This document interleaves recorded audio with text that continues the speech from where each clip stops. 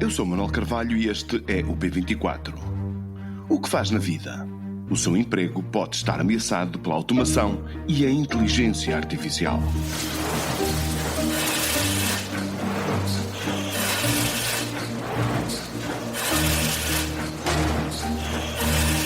O som que estamos a ouvir é o som de milhões de empregos do presente e será cada vez mais o som do trabalho no futuro.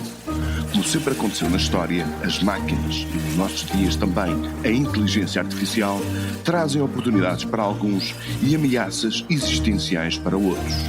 Um estudo de uma equipa de investigadores para a Fundação Francisco Manuel dos Santos quis saber que profissões estão em risco em Portugal com essas tecnologias e deixou-nos um retrato preocupante.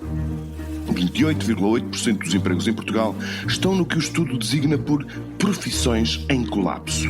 Ou seja, a probabilidade de serem executadas por máquinas no futuro é muito real. Se seguir à letra as conclusões do estudo e fizer parte do grupo de trabalhadores de vendas, empregados de mesa, operadores de máquinas, cozinheiros ou operadores de caixa, talvez seja melhor preparar-se para novos desafios. Mas tenha cuidado com as opções que se lhe colocam. Se decidir ser trabalhador de limpeza, vendedor em lojas, operário qualificado da construção, motorista de pesados, de autocarros ou funcionário de serviços de proteção e segurança, entra no grupo que a equipa de investigadores liderada por Rui Batista designou por Território dos Humanos. Aqui, a exposição às ameaças da tecnologia é menor, mas não deixa de haver riscos. Melhor mesmo é o grupo de trabalhadores que se entrega nas profissões em ascensão. São os trabalhadores mais qualificados, com melhores salários e mais competências para sobreviver num ecossistema digital. Representam 22,5% dos trabalhadores nacionais. Há ainda o terreno das máquinas, que representa 12,9% dos empregos, onde se incluem os empregados de escritórios, empregados de armazém ou pessoal de recepção. Também estes estão ameaçados. Quer isto dizer que 1 milhão de trabalhadores vai ter de enfrentar desafios que os obrigarão a repensar as suas qualificações ou as suas vidas. Os que ganham mais estão mais defendidos dos que têm salários mais baixos. E a de Lisboa, a região mais rica do país, poderá distanciar-se ainda mais das restantes. No horizonte, há por isso enormes desafios para os trabalhadores portugueses e para o Estado, que terão impactos políticos inevitáveis. O que podemos aprender e prevenir com este estudo para a Fundação Francisco Manuel dos Santos? Convidamos para este episódio um dos seus autores, o Castro Silva, que é mestre e doutorado em Engenharia e Gestão Industrial e professor auxiliar no Instituto Superior Técnico. Este é o P24. O seu dia começa aqui.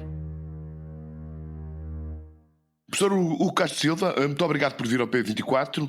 Lendo as conclusões do estudo no qual participou, fica-se com a sensação que a automação e a inteligência artificial vão aumentar ainda mais a desigualdade entre pessoas e entre as regiões do país. É assim?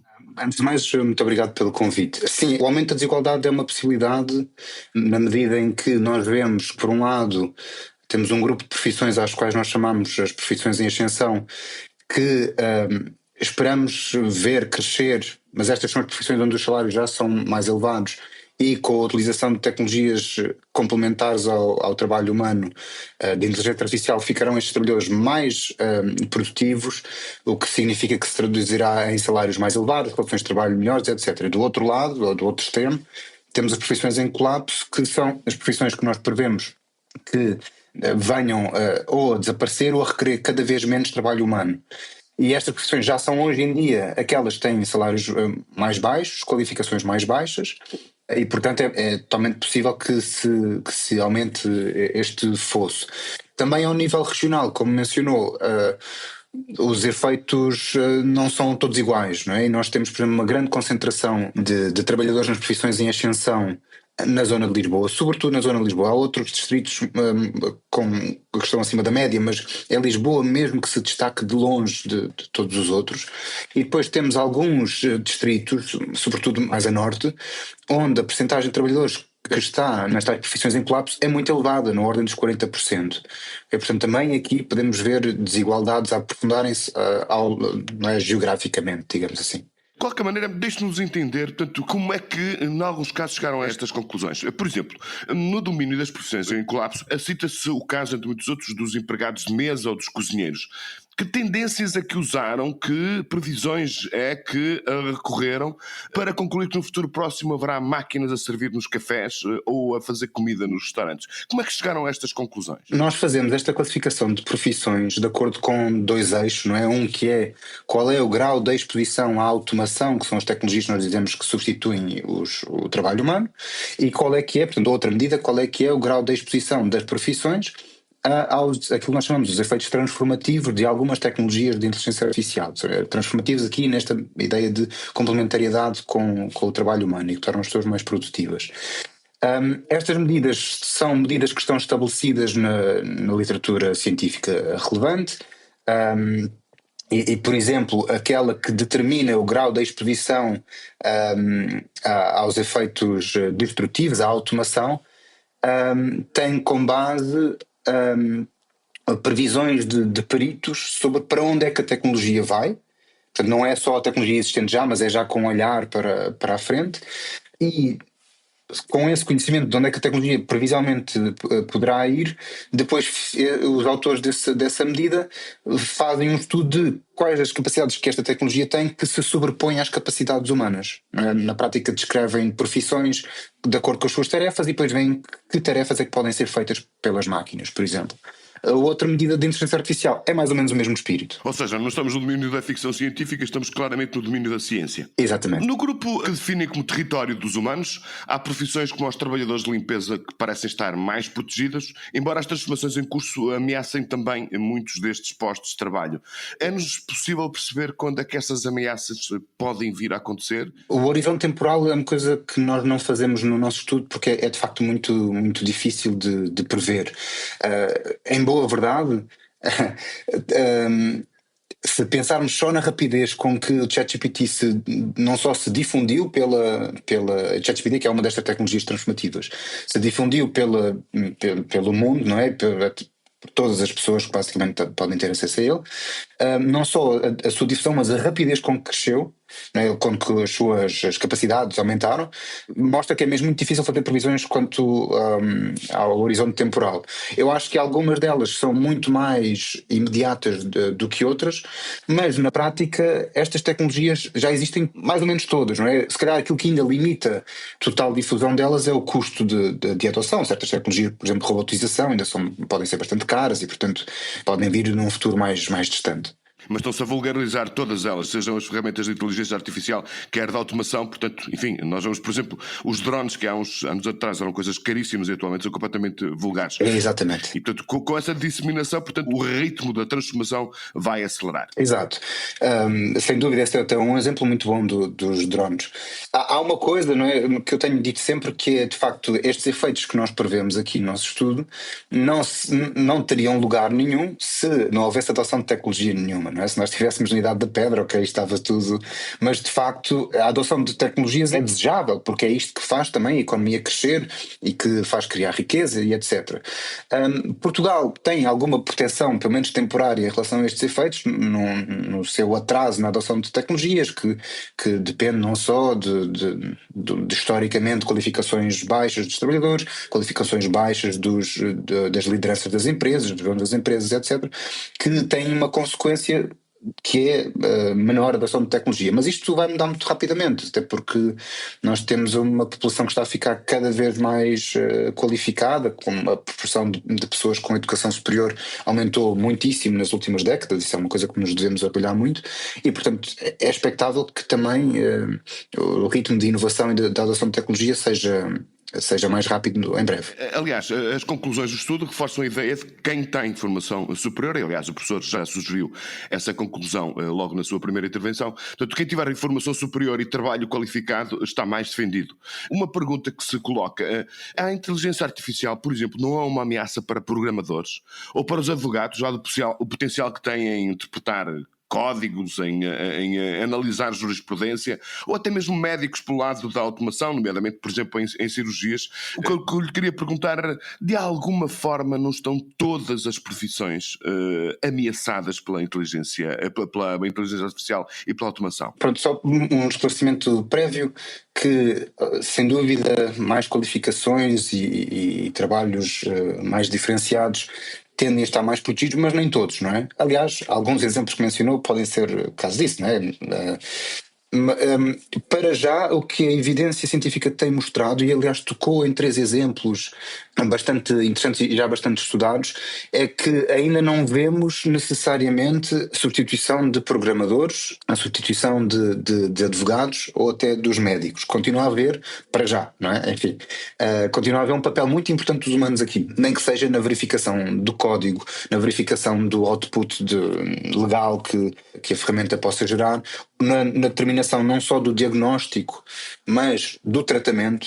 Essa ainda é a parte onde assenta claramente o papel humano na decisão do tratamento, em ter uma perspectiva mais holística de tudo isto. E, portanto, há de facto estudos que até têm mostrado maior produtividade nas empresas ou nos escritórios de advogados que adotam certas ferramentas de inteligência artificial, na programação também.